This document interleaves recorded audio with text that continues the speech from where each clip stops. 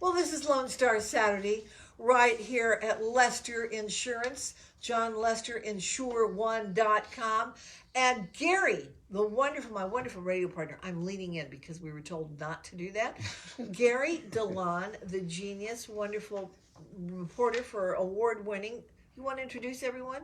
Yes, I will. Okay. And first off, we want to say welcome on this Easter weekend, the most important day in Christendom for all of us. And we hope you had a great Easter, and we hope you had a great Friday, Good Friday. And Passover.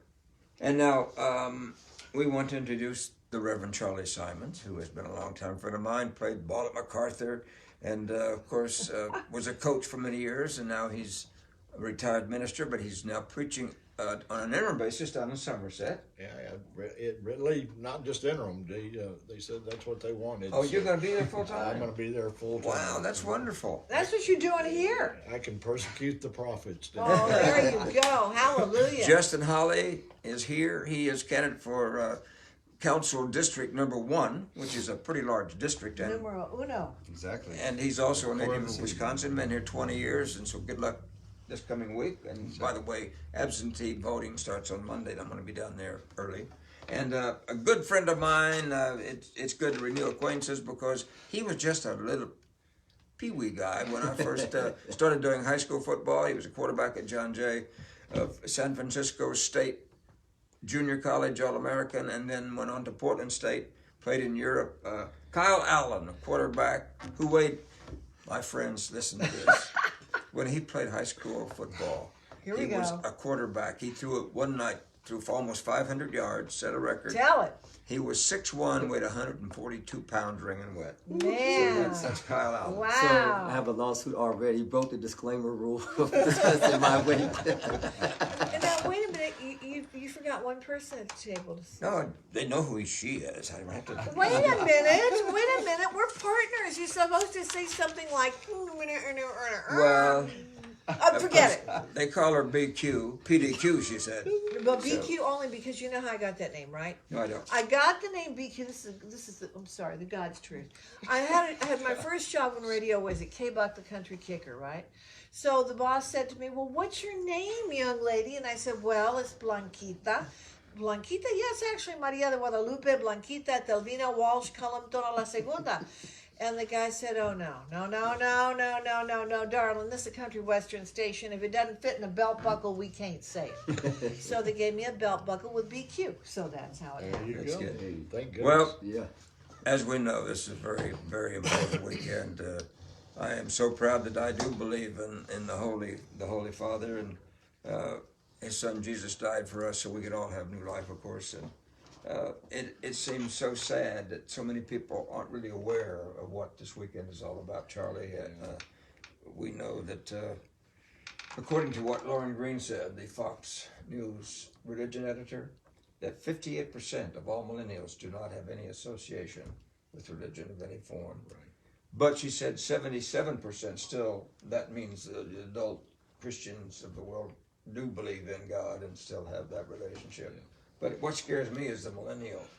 Well, you hear about the millennials. You see a lot of Oh, millennials. it's tough. It's a changing world, especially Kyle's a youngster, Justin, but for Gary and I, who like Buckner Fanning used to say, we're in the fourth quarter, but not the 2-minute warning yet. But it really it's a different world as we begin to move away from God's set of rules. Well, for I have how a we little need to tidbit I live. want to share with you. Okay. I interviewed a guy this week on The Hard Question. He's an independent filmmaker, and you all will love his series. And it's on it's called The Chosen, and you can go to thechosen.com. And it's a series. The first 4 episodes are up about the life of Jesus. And actually, he filmed it in Texas, right outside of Dallas, because there was a place that actually looked like Capernaum. And you are going to love it. In the first episode, he is giving to everyone free, and it's a wonderful thing for Easter. I love it. His name is, I want to say Dallas Jenkins or Jennings. I'm not quite sure, but you go to The Chosen or go to VidAngel, and you will love that series. We also want to say that according to what the city has released, 2,500 immigrants from the border have been brought into San Antonio this week. And so they're now living here. And this is a story, I'm not going to mention any names here, but the son of a very well-known family was on his way home about 10 days ago to Stone Oak. He lives in Stone Oak area. It was a gated community, and he didn't have the new code to get in. So he got out of his car, and these two young men started berating him in Spanish, and then started trying to get a confrontation. Well, he's a pretty tall kid, but suddenly they shine a light in his face. Oh, and he lost and it blinded him, and they knocked him down, kicked him, hit him with some kind of, I guess, weapon. But he had many stitches, he had many injuries.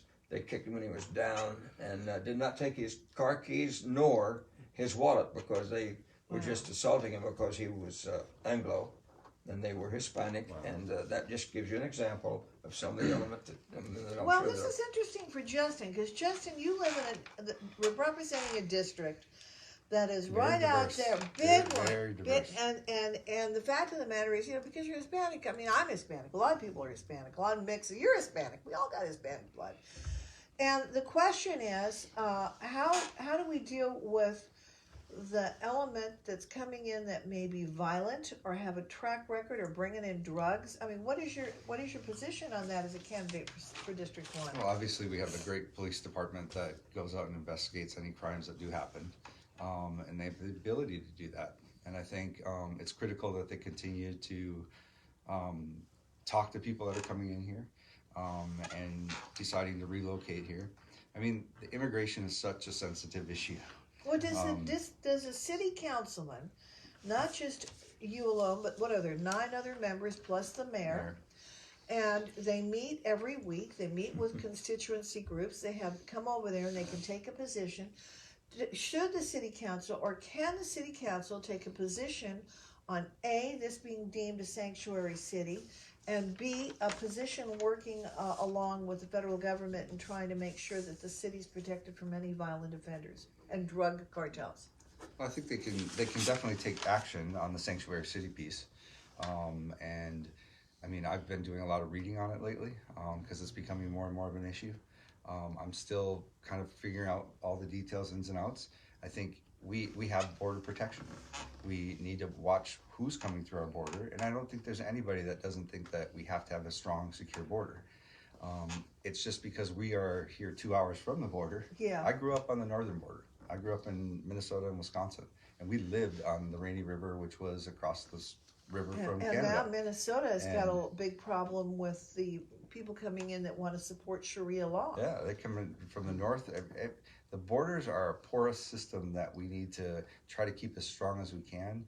I don't know what that is, how you do it. That's the federal government's job. But I have an we, idea. when they I'm come going up to here- ask for Justin Hawley a question. I have a lot of friends on my Facebook, and some of them are with the Rio Grande Valley Border Patrol. And if you will send me a private note, because I would like to put you in contact with Justin while he's running. He would be good to be educated on some of the things that are happening. Maria you lost your son, who was a great Border Patrol agent. Her son Javier, they even named a stop for him. I guess an Ed Couch or Ed in that valley area. Marie, you can send me a note on that. But we need to make sure that Justin knows about it as he's running. So would that be all right Oh with yeah, you, Justin? they can even send me a message at our Facebook page, Well, give it to 'em. VoteJustinHolly.com. VoteJustinHolly.com is our website, but it's also Vote Justin Hawley on Facebook, Instagram. All of them are the same.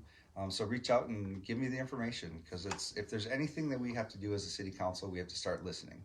And our current city council has a hard time listening to people Yes. and reacting to things. And we need to take a more thoughtful We approach do. to City Hall. Oh yeah, and these two, according to what my source told me, that these two young men had been already picked up once and released. Yeah. Wow. So that's not good That's news. happening quite a bit. Yeah, and another subject that's affecting the world right now is the fire at Notre Dame this last week. Right. And you know, there were some great statistics released. There are so many churches in France that aren't occupied anymore. And there are now a lot of new Muslim churches mosques going in. But so, there was also statistics, Gary, prior to that, and they wouldn't let Bill Donahue, who is the head of the Yes. Catholic League and a friend of mine out of New York, on Fox discuss how many incidents where churches had been targeted Yes. or violated with profanity and abuse before what happened. Cavuto cut him off, as a matter of fact. Cavuto cut him off, Shepard Smith cut him off, the two cut him off. The thing of it is, I believe, look, it's awkward. We don't want to assume that anyone did it, any race, any color, any creed, any agenda. But we should not, in a society that believes in the First Amendment and freedom of speech, be able to discuss what happened, what possibly could have happened, what allegedly may have happened, and investigate it. We're so afraid of, we're kind of creeping Political closely correctness. to the edge of what? Sensitivity. And censorship. All right. We've done that. As a member of the clergy, what's your sermon tomorrow? Well, the sermon is the great comeback. You think of last week when Tiger Woods, Oh, yeah. the immaculate comeback, I guess you could call it. But tomorrow when we can reflect upon the coming back or the resurrection of Christ, there never had been and there never will be another comeback like that one. Satan thought he had won. Christ went, he died, but through that he resurrected. Which goes to show that we'll probably have the largest attendance of any time during the year. Tomorrow, Christmas and New Year's. And Easter. But those people may come to church only twice a year. At least you're coming. And it's like Will Rogers said back in the 1930s when we talk about Notre Dame, but Will Rogers said in the 30s, he said, Europe has got more churches and less worshipers than anywhere else in the world. Especially for France. And you can't worship the church house. You worship what's in the church house. Amen to Because, that. the people of the church, and that's whether you're Catholic or Protestant or whatever you are, it's the relationship that you have through Christ Amen. that changes everything. Well, you know what's interesting on that? Because you're right. In France and in that part of the world, people that are going into churches mostly are tourists taking pictures so they can see things. But what I learned I lived in D.C. for 26 years. I know. He looks at me and rolls his eyes. But D.C. has more beautiful churches. A lot of churches. You've got Sacred Heart, where John Kennedy was laid in state. You have the cathedral. You have the basilicas. And a little secret there? They're filled. They're filled even during the week. I couldn't believe it. Gary asked about the millennials earlier. I think this is what we have when we have 77% of our population that says they're believers. In the book of Romans, God says that there's no excuse not to believe in him.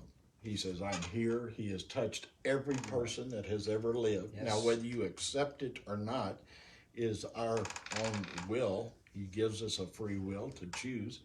And that's where the conflict comes in, is whenever people can say, well, I can be this, but I don't have to do this. Well, you're going to love The Chosen, okay? I want to encourage you because I go to thechosen.com. First of all, the actor who portrays Jesus, so many times in movies they didn't even show Jesus' face. It wasn't even allowed. And then all of a sudden around Jeffrey Hunter was like one of the first, and then you had the Passion of the Christ, and he was so beautiful. Jim Caviezel, such a good-looking man, and it was Good it was baseball player. great. But this actor who played Jesus, he looks like he could be a carpenter and a fisherman. But he refuses to do one of the miracles in the movie. Well, this one is different. Not in The Chosen. The Chosen is a video series, okay? Well, this is the actor that did. No, but we're talking about, this is such a great series. And when you see how he deals with Mary Magdalene, and episode 4, they're only up to 4 episodes, but the 4th episode is absolutely favorite, and it's when Simon Peter becomes a fisher of men as opposed to a fisherman. And that's kind of what you do when you're a city councilman. because you go out there and you help all the men and women in the city, and you have to have your good heart ahead of your ego. Well, and here's Kyle, Be who humble and be humble. Yeah. has played football a lot of his adult life, and he played in high school. And your parents brought you up to believe in the church. Oh yeah, we're Military. Oh, definitely military. Everything structured, faith, God, family. Right. So even though our family, my parents split, we all had that God, that Jesus, our Lord and Savior. We prayed with our mom every night before we went to sleep, and the next day was just another joyous day to look forward to, to getting better and progressing in life, right? But like you said, the youth of today has lost that, Yes. right? We need that back, and that's why what I do as Tell far us as about it. what I do with the youth, I have passion for the youth. They're so innocent, right? They look up to all the adults for guidance and that straight path to, whatever success they want. So in the youth sports, I found out is that the parents are overbearing with their goals that they want for their child instead of listening to their child what they want to do. So, the encouragement is there, to uplift the child, not to put your burden on the child, and they are left disgruntled. Well, or you are a unhappy. role model for so many, and I mean, whether they're kids and the millennials, but you're a great athlete, you're a great human being, you're a great teacher to kids, and we are proud that you're here. We have another. This is a great. You know how this show goes, okay? People come to the table, and it's just you never know who's going to drop by. We're trying to introduce you to people that are running for office in San Antonio Let him come and sit around here. and. He can, because I'm going to need to go. Are you going to go? Yeah. Well- Well, wait a minute. Give a word, but let me introduce who's coming up because we want to make sure they understand that Drake Brockhouse is coming in. He's running for mayor. And Yes, he is. right over there. You're going to get the Charlie seat because Charlie says I hit him with my Hillary arm. Well, Charlie, we know that. He's got a word Let me to just say. say one He's got quick a- thing before you Okay, go. okay. 'cause- Andrea may have had a great analysis of this whole thing at Paris. She said, Dad, it may be the Lord just sending us a message. Because I think you could be very unhappy with the way our mere earthlings are doing right now. I think so. Peter went to Caiaphas, was taken to Caiaphas, the chief priest amongst the Jews, right before the crucifixion. And Peter had denied Christ 3 times. And it says that Jesus walked out of the home of Pilate, or the mansion of Pilate, and said he caught Peter's eye. And he said he never said a word. And Peter saw him, and Peter left, and Peter wept. God wants to connect with each of our eyes. He wants us to look at us. He didn't look at Peter and say, Peter, Shamey. yeah. He said, Peter, I love you.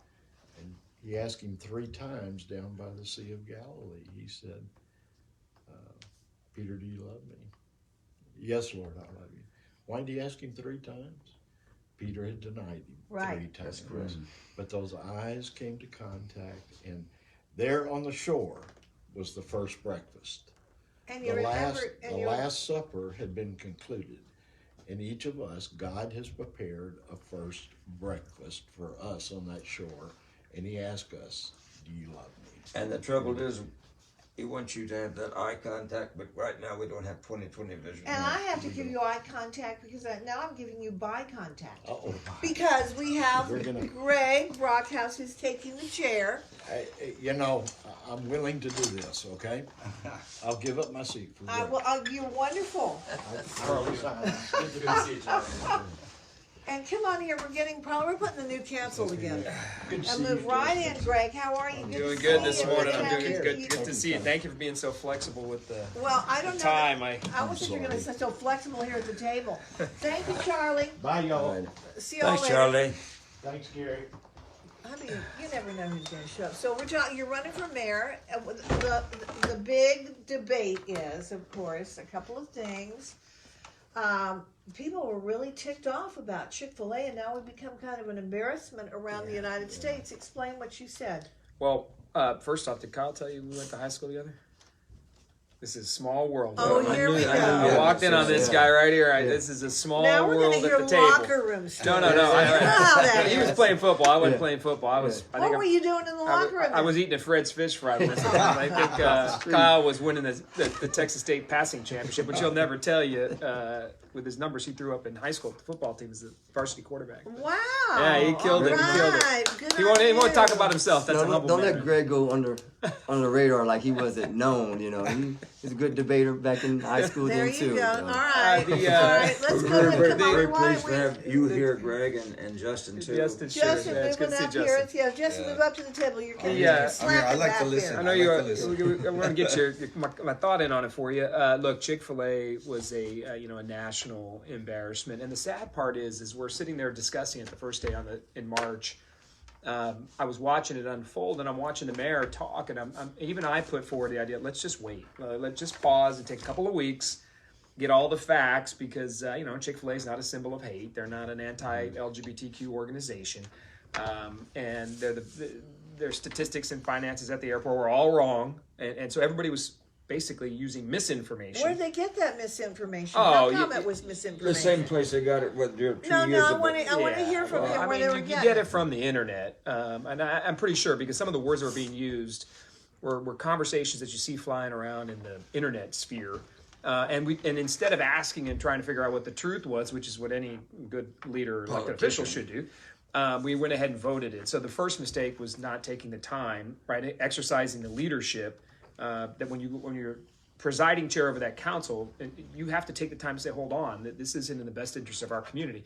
So I think what it exposed was a giant gap between what City Hall believes and what the community believes. And then we had a chance to fix it this past Thursday. I had used a procedural move to bring the item back up for a vote. And we lost again 6-5. And who were the 5 that voted for it, and who were the 6 that voted against it? Well, those of us that wanted to bring back Chick-fil-A for a final vote was me, Clayton Perry, Right. District John, 10. yeah, John Courage, District 9, Manny Pelias, District 8, and Rebecca Villagran, District 3. And then the mayor actually led the. So what happens the 48 hours usually before that is the mayor's whipping the votes, trying to get everybody in line. So the mayor was diligently working to block Chick-fil-A, and he was able to flip Art Hall, Yes. who was with me the last time, the District And 2 what did he appointee. say that flipped him? He just felt like nothing new was going to come of it, and I said that's absolutely not how this is going to go. But the mayor had influence over him, and I think the decision was just poor, and he made a bad choice, and he flipped on me. Otherwise, we would have had. I mean, look, there were 70 faith leaders there, probably representing 200,000 parishioners or congregants across the entire city. Well, the best way to do is just remember where you marked your ballot Monday. Yeah, you got to remember starting Monday because it was real powerful. I asked them to stand when I read my motion. Right. And you look across there, everybody from Pastor Hagee and Ed Newton all the way to a small West Side church was present, right? So you may have 50 people in your congregation you up to look at that 25,000. Representation. There are 20,000 members at Cornerstone Church. Well, the question is really here, because people talk about it being an issue of religion, but it is an issue of First Amendment as well, freedom of speech. So if you happen to be a business owner that happens to have a certain belief, whether it be that you're Jewish, Muslim, Catholic, agnostic, whatever, and that faith is based on a real tenet of something, do you say, I have to hide that now and not let anybody know that I have a certain way of believing? The question is, will they serve? As someone that comes in that may be a transgendered person that wants to buy a Chick-fil-A at the airport, do you think Chick-fil-A is going to turn them down? No. And we have a non-discrimination ordinance in the city right Absolutely. now. That, by the way, this is the beauty of San Antonio. This is how wrong the council is. We passed the non-discrimination ordinance 5 years, and guess how many times it's been used in 5 years? 0. So no instances filed against discriminatory activity in San Antonio. That's a sure sign that that's not our community. The people that the Ron Nirenberg San Antonio isn't the rest. I don't see that kind of San Antonio. I see a all-inclusive. I don't see it. So at the end of the day, though, the biggest question becomes is really it's 2 words that everybody needs to be worried about, and it's who's next. That's it. Justin, What's what next? is your thought about this? You know, it's pretty fascinating because Greg is right. There hasn't been any incidences of where they filed any complaints, but it took a couple of years for it to implement the initial policy. When it was voted on, there wasn't even any basis of that it was going to be implemented. So Ivy Taylor put that all into place when she was mayor, and she was the one that was supposedly was the anti-gay mayor. So it was kind of ironic that she was the one that put it in place. And I think we've got to strengthen the Office of Inclusion, because our non-discriminatory ordinance should say one thing: we don't discriminate as a city. It shouldn't put boxes around any group of people, so that anybody can call into it a number. How can you spend $350,000 to build an LGBT crosswalk and then refuse Chick-fil-A? It was 44,000 or whatever. Yeah, about It was 50 grand, about but 50 somewhere in there. But so the money. But I side saw of it- figures that said that's the overall cost, not of just put it, but of all the periphery stuff that went into it. Oh, yeah. But that you could know, be. when you think about San Antonio, this city is multicultural. Okay, it's multicultural. Historically, it's always been. Even when you go to the Alamo, and you see who died in the Alamo, it was all colors, all genders. Everybody was in the Alamo who walked out. All right. Yeah. The fact of the matter is, we got to start thinking about this is Military City, USA, right? We don't have signs anymore at the Majestic Theater that say, the Hispanics drink here or the whites and the blacks drink here. I was watching a great show. We were talking about it earlier, laughing, because I don't know about you all, I get a little tired of everything, right? So there's TV land. Flip Wilson, the great Flip Wilson, and the Flip Wilson, they kid Flip Wilson. They say, hey, buddy, you're really a multimillionaire now. You're a really rich guy, and he says, yes, I am. And they say to him, well, where do you invest? And he said, well, I've got a hotel in Las Vegas. Now remember, this is 1968. And he said, and it is the only hotel in Las Vegas that allows whites and blacks to stay at the hotel, because you think in that strip that had everybody coming in to perform, whether it was the Miracles Nat or King Cole. Nat King Cole, Sammy Davis Jr., they wouldn't allow them to stay in the hotel. So Flip Wilson took his money and put it where his mouth was. Well, I understand why the LGBTQ is putting their money there too, but in this city, I don't want to see it become divided, because we are pretty holistic. I don't know. What do you think? I'm definitely in agreement with you. It's like we were talking earlier in the segment with Charlie there about the millennial, how we got away from our morals and what's common sense. I mean, it's maybe a religion thing, but sometimes it's more of a common sense thing. Especially if you believe in Jesus, you believe in your Lord and Savior. You want to praise. I want to praise Him at all times, but I don't think Chick-fil-A pressures you to when you buy your chicken, hey, read the scripture before you leave or something like that. They didn't put pressure on you to do that. It's just, they have a, what's the word? Core values. Core values about them. And I have an interesting thought about that. You made me think of something. If we take it to Chick-fil-A, where we say you can't operate in an airport because you believe in Jesus Christ or whatever, and you have very strict traditional Christian values that may or may not support gay marriage or whatever, do we have to do that with the media now? Do we have to say the media can't operate if they don't allow certain people to be covered because they don't like their political point of Or view? Starbucks. but no offense, but the media is already doing that. I mean, the media's been doing that Except for us. years, except for this table Except right for here. this table But right the here. media already We does. bring everybody. The media already excludes based all on members of the already- media, not all, but a great portion of Some. them. Great portion of the media. They don't try to report the news. They try to shape the news, and they try to Some. shape. Your opinion. No, I'd say most of them. But Keith, if you've been watching the same, I channels watch I've been all of watching. them now, I do but too. and I know that a lot and are it's 90% opinionated. Okay. are negative about any part of our government. You can look at any phase of it, and sometimes I say this is not the journalism that I once reported about. After this, And that you still maintain. Gary's But I do. he still maintains. and you look at I see people like Kyle, who is a great leader in the community, and Anthony Beverly and Ansel Cole, and these young men that I've known for years on the football field, and they are the leaders.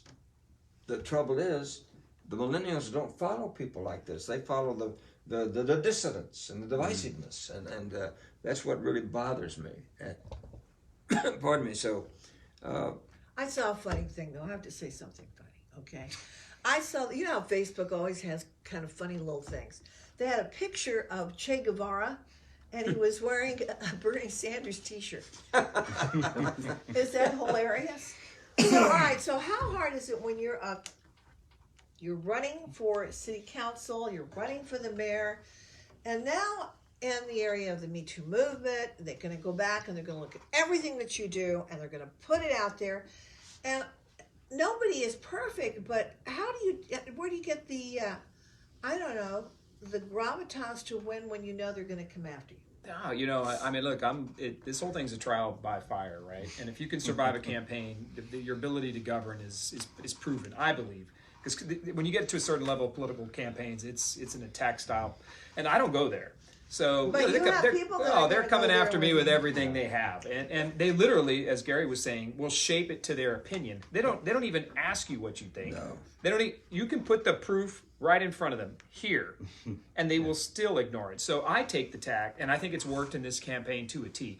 I looked at them and I just kind of said, "Yep, this is this." And I could have gone down every 20 points of things they've come after me about, and then I would have lived in that garbage for the whole campaign. That's what they want you to do. Has the attack against President Trump, a lot of people either they love Trump or they hate Trump. And I asked a guy on my other show, The Hard Question, yesterday, who is a Democrat analyst. I said, is there anybody of those 18 or 20 people that are considering being president of the United States that could sustain the kind of attack? Because it's going to happen to any candidate. Well, think like about what they Trump. did to, and as I'm going through it, look, my family and I have never been stronger. We vehemently denied the garbage they put out there. And then we stopped talking about it, back to what matters most to people, and it has gone nowhere. And the Express News and the Rivard Report, they're quoting each other now. They've got nowhere to go. So the key is to always stay on message and talk that matter most to people. And I keep thinking about my wife and kids, but I also think about people like Brett Kavanaugh and the president. I mean, look at what they're going through, and what I'm being accused of is absolutely horrible. But at the end of the day, I'm looking at other people who are trying to do public service as their right, their belief, their core value, and they're getting destroyed. I mean, the things they said about Justice Kavanaugh were horrific, and his wife stood right behind him the whole time. His kids are watching on TV, and that is unfortunately what Ron Nuremberg is doing in my campaign with him. But I just work hard. You talk about things that matter most, and you keep. Well, we've got a choice here. Right. We've got Greg Brockhouse, or we've got Nuremberg Outhouse. So, I think he's got an opinion on this one. oh yeah, I think, Gary, you are being an abettor. I'm not trying to. But But coming? you know what? To your point, Greg and Justin and all of you, you don't live your life without making mistakes, and you don't live your life without correcting the course. And what do you learn from it? And the bottom line is, this city needs help. And it really needs help. We need to be really strong again, and so it's going to be. I think you have an opportunity. I here. think we're going to do great, and the tide is definitely my favor. The momentum's with me, and notice how the Lord works. We voted that thing on Holy Thursday this past week, and the council turned their back on faith. So if we would have done it one more time, it would have been pretty. This council would have denied faith 3 times. We just talked about that a minute ago. But we went after it. We gave it our best shot. And at the end of the day, they tried to use the faith against me. So that's how they used faith against Chick-fil-A. So watch what your elected official are doing. Exactly. And now and I would go around. So when they were accusing me of things, this campaign, I said, look, the Lord saved me, and I converted to Catholicism, and I haven't looked back. It's been the greatest conversion of my life. And they said, you're a fake Christian. See, so they're not. They will use faith against you. They did it with Chick-fil-A. And my only point is, who's next? Who are they going to look up and see if Kyle gave $50 to something, or Gary donated $100 to Salvation Army? He's a dead man, right? Look, You can't be in the according city. to Beto, if you just volunteer and you show up, that's enough. You don't need Oh to give yeah, money. he's donated so much with just time. Oh, time's money, I guess. So, Justin, what are you having to go through here? He's going for the big slot. I've had it pretty lucky compared to Greg, I guess. No, but I've made mistakes in my life. I mean, Well, we all Who do. hasn't? so you use, and I'm sure they'll pop up in the campaign, and somebody will throw something at me that I thought about 15, 20 years ago. I But don't the even reality, think, but you the know. reality is, you do learn from that stuff, Absolutely. and you grow, and that's why I think Greg is thoughtful on what he's doing as mayor, as running for mayor. His family is putting a lot towards it. I just have 2 dogs and myself, so I don't have to worry about a lot of the other stuff. So it's not so rough, Yeah, well, it's as not we say in the exactly dog that. Oh, it world. could be a bitch of a story, I guess. Oh, come on. Oh, I'm sorry. But it's, I'm you know, District 1 Gary went there. is the core of the city, and it's where all the economics drive the entire city. So So we're if you're the fighting for it. mayor, and we've got all this stuff going on, because you're gonna be working with him if you're elected to District 1. And, I have to sit next to him, I you think. sit Yeah, next yeah, to him. And we're gonna come in and watch, you know, because I like to go to city council meetings. So, what will you do on day 1? What's gonna happen if you become the mayor and you have an agenda on day 1? What will Greg Brockhouse do? If that happens, we're having Chick-fil-A for lunch. So this is 100% going to I happen. don't know if we're all going to Absolutely. have to eat it, Greg. Yeah. But And I wanna get into my I'll have repair stuff. alternative meals available. Hobby Lobby. Yeah, but no, look, and we'll go to Hobby Lobby after that, and then we'll finish up, having a cake in Colorado. But no, in all seriousness aside, that's the thing about it. To be very clear, and Justin and I see things differently in a lot of stuff, but this is somebody that I can work with, and because disagreement is not discrimination. Absolutely. That's the bottom line. So on day 1, you have to almost flip the script of what's happened. You can't, we're going to over time fix how council's operating. No, you have to flip the script immediately. And that means you come in and you say, look, these are the things that matter most, the things we're going to do.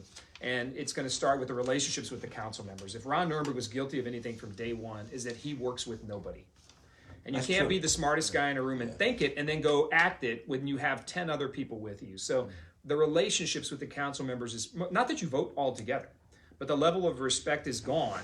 And if we're not working through the council members to take care of people in the community, the mayor has failed. And even I'm not a big fan of some of the things Phil Hardberger did, but I use him as a great example of, boy, he got those members together. And they may have voted their own way, but it was a cohesive team. I can go back to the days of Charlie Becker. Charlie Becker, yeah. Yeah, you know what a great job he did as mayor. Well, the other thing that you said, and since you have that institutional memory of that, I remember, of course, I the have to go days. back to the Mayflower too. And it won a boat. I bet that was a boat, but you didn't have any seasickness. I pulled up my All anchor right. and sailed off. Gary was riding for the Behar Express. Yeah, the Behar. But here's the thing that you said that I think is very Crack the door critical. at the Alamo. Is sitting there and talking to these council members and including them, because we have good friends on the council, and we've asked them, do you have a business advisory group for your district? And they'll say no. I mean, it's got to improve there, because the businesses are going to grow, but they need to become a part of this. And so do those community organizations that may even benefit from all of that. Wouldn't stuff. it be great if If we had a stronger business community that created more jobs, it would strengthen our neighborhood associations and strengthen our nonprofits, because the nonprofits struggle to go back to the same sure do. people every time they need a donation. I mean, I don't know how many countless hotel certificates we give every single day to nonprofits across the city that And you generate can help your millions of dollars. kids. Right. So And the one Anthony works with. That's too, what I'm Anthony saying. Becker. We got these guys together to be able to work with some of those nonprofits and be right. able to So sit down my with thing them. is, dealing with the youth growth. We have those facilities. Where those facilities where we bring the AAU tournaments, whatever, volleyball, basketball. It's also venture into the surrounding markets, right, for the hotels and restaurants. So it's a give and take within the community of the children to the adults and those. And parties, Gary, yeah. one other thing we were talking about earlier before, Greg came in, and I asked, our wonderful Justin Hawley about what you will do with the sanctuary city situation and how we're going to deal with all these people. Does the city can the city deal with it? Are you listening out there? Yeah, wow. Of course Talk I went about there. the I asked a topic hard of the question. topics Hello? of the day, the hard question. Well, look, we're already dealing with it. So the 2,500 this yeah, week, Yeah, right? the 2,500 that come in. So look, the city staff is doing the best they can. They follow the direction of the council at the end of the day. So what does that mean? Why Explain don't that they to follow me. the direction of the Border Patrol? They Oh, well, can't handle it. I want to know because I've got wanderings. Could Well, you tell me? The city staff has prepared all the health, the food. the shelter opportunities for them to make sure that, and frankly, most of them are coming into San Antonio and they're heading right out. And where are they going? We don't know where they're going. They're heading to destinations going to across the nation. Wisconsin. I don't. We don't. Minnesota, I'll call my Minnesota, parents. Wisconsin, the Midwest, Chicago. Chicago. Washington, New York. They're A lot of the Muslims are going to Wyoming. Yeah, they're heading to a lot of different locations across the country. So the amount staying here, we're not even, I don't think we're exactly certain who's remaining here. But look, can we do a better job working with the Border Patrol What- and ICE? I would just tell you, San Antonio is a de facto sanctuary city in our policy and the things we do. As mayor, we will enforce the immigration laws, period. We have to. And we have to. We have no choice. It's not us to ignore them or put off a directive. I would tell you, I believe the city of San Antonio is, like I said, de facto in the sanctuary city policies. And we have to come in and work. Look, you have to work with Homeland and ICE. And you can do it compassionately with Catholic charities and other organizations, Well, of course. any organization. Can I people ask will one help, last but it's question? time Well, to- let's I talk know- about John Lester. Well, real but quick, too. well, we're going to talk about John Lester. Thank God for John Lester. Lester Insurance. Lester Insure One. And he works with all the insurance agencies. And So he you're- is the most generous guy I've ever met. He donates to a lot of He does. charitable So, organizations. and if you want to get in touch with him, it doesn't matter. 24/7, you'll reach him.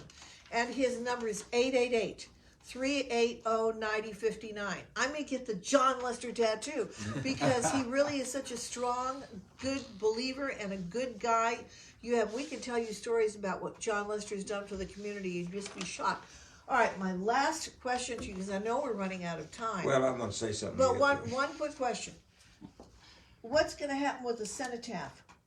Well, People are worried about that yeah, beautiful look, monument at the Alamo. I wanted the $400 million into the plaza. It needs it. So as mayor, there's two things I'm going to work on with the entire plan. Number one is to ensure that it stays open Well, and it's it's not staying where it closed. is. We don't want And then it the to second move. one is we have to relook at the cenotaph. At the end of the day, every member learns through the process of voting on things that matter most.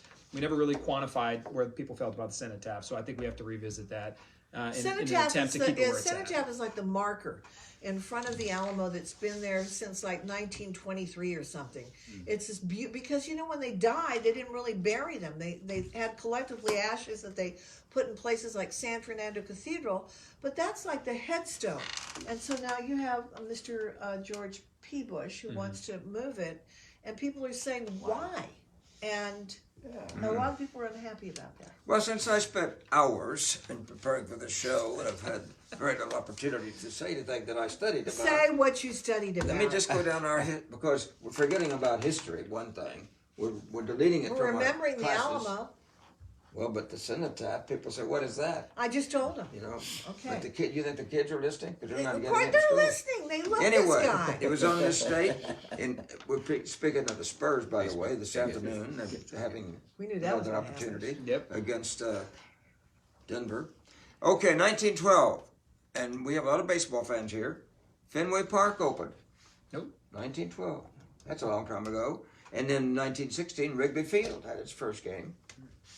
And also, B-52 bomber was introduced in 1988 on this date. That was the stealth bomber. 1988? 88. It sounds like it was before then, don't you think? I'm questioning that. Not historical according to data. the. I think they're wrong. I don't question anything. I question And Harry, everything. by the You're way, mayor. this was really big. I believe Gary. 2016, Harriet sorry. Tubman replaced the Thomas Jefferson picture in the $20 bill. Okay. So that, OTJ just been forgotten. And it was on this date in 1889, a guy named Adolf Hitler was born.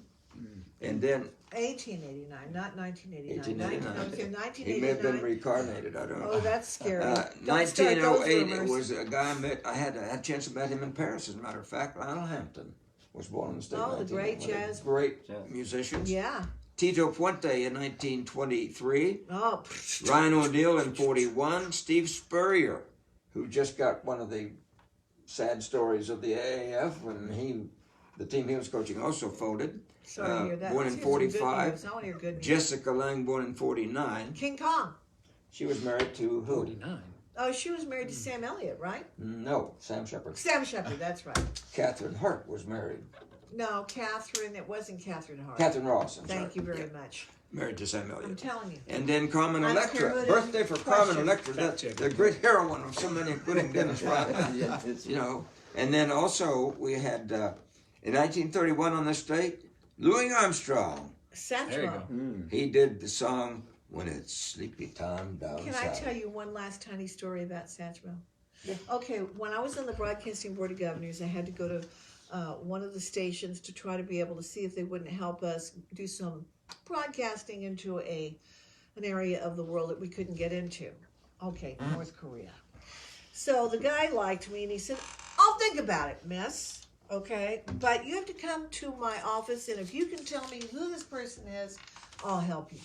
So I walk in his office, and this guy is in, an interesting country, and he's got a picture of Louis Armstrong. Now, in my other life, when I was married to a guy who had a jazz nightclub, whose family used to be very close to Louis Armstrong, I learned everything about Louis Armstrong. I said, "You want to know about Louis Armstrong? Sit down. Let's talk." I told him about his 5 wives. I told him about where he grew up, the name of the area of the neighborhood, and how the little. You know, he was adopted, right? And I know that he used to come over to all the jazz musicians, and he'd bring them a lip balm and a laxative. So there you go. Well, and he grew up Forget that speaking one. Hebrew. He was adopted by a Hebrew family. So there you go. This How about goes to that? Passover. And also it is 1935, your Lucky Hit Parade began. Lasted 26 years. We missed And that then one. in 1964, Viva Las Vegas opened. And that would have been with Elvis. Elvis. Yeah. In 1963, Ricky Nelson married Chris Harmon, Tom Harmon's daughter. Mark Harmon's sister. Right. Yeah. But I thought you would have said Tom Harmon because he was a sports broadcaster. Am I wrong? Yeah, I had a Am I right? recommendation from when I got my job. We got to end this show now. In 1959, Dolly Parton did her first single called what? Her first single would have been Colors? Coat of Colors, right? Puppy Love. Puppy Love. I thought you were going to say a double because you would never, Dolly Parton would never have done a single. Don't forget the Spurs this afternoon. And don't forget, have a great Easter. We want to send a lot of blessings to all of you. And please, you've heard our 2 candidates here, Greg Brockhouse and Justin Hawley. And take time to vote, because you can't complain if you don't get over there and pull the lever, whether you vote for them or you don't.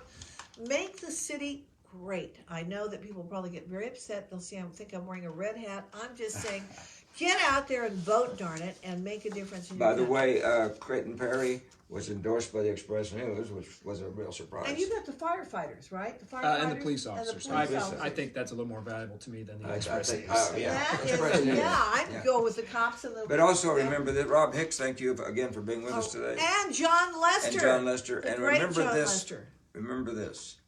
A team that prays together stays together. Amen. And a team that goes and gets your insurance from John Lester keeps our show on the air. John Lester, LesterInsure1.com, 888-380-9050. And I quote you right now to be with us next week so we can play again.